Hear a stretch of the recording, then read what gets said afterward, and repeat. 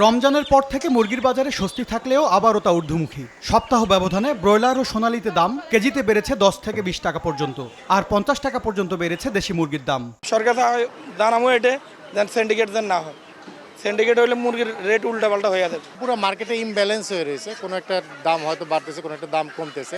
শীতের মৌসুম শেষ হওয়ায় উত্তাপ ছড়াচ্ছে সবজির বাজারও। বেশিরভাগ সবজি কিনতে ক্রেতাদের গুনতে হচ্ছে 60 থেকে 80 টাকা, আবার 100 টাকার বেশিতে বিক্রি হচ্ছে শসা, কাঁকরোল, সজনের মতো সবজি। সবজির দাম তো অবশ্যই বেশি, মানে কিসের জন্য বাড়লো দামটা সেটা তো বুঝতেছি না। এরকম ঊর্ধ্বগতির থাকে তাহলে কিন্তু আমার মনে হয় যে মাসখানিকের মধ্যে হয়তো বা আমাদের কিন্তু বেগ পেতে হবে। করলা, ঝিঙ্গা, চিচিঙ্গা, ভটভটি, উস্তা, পটল এগুলো গরমকালীন সবজি, এগুলো বাজারে নতুন আসছে, এই কারণে দামটা একটু বেশি। 3 সপ্তাহ ধরে বাড়তে থাকা পেঁয়াজের বাজারে দাম আরও চড়ে যাওয়ার শঙ্কা দেখছেন বিক্রেতারা। বর্তমানে প্রতি কেজি দেশি পেঁয়াজ বিক্রি হচ্ছে 60 থেকে 65 টাকায়, আর আমদানি করা পেঁয়াজের কেজি পড়ছে 50 টাকার ওপরে। পেঁয়াজের দাম বাড়তি, মানে প্রতিদিন দেখতেছি 1 টাকা 2 টাকা করে বাড়তেছে। তবে স্বস্তি ফিরেছে চালের বাজারে।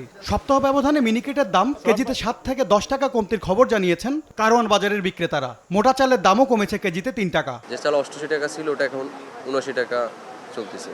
যেমন 28 যেটা 60 টাকা ছিল ওটা এখন আপনার 55 টাকা, 5 টাকা কেজিতে কমে গেছে। এখন একটু কমতেছে, তো আরো কমলেও ভালো হবে। বড় মৌসুমে নতুন চাল বাজারে আসায় বেড়েছে সরবরাহ, সামনে আরও দাম কমার আশা বিক্রেতাদের। MS আরিফিন, সময় সংবাদ, ঢাকা।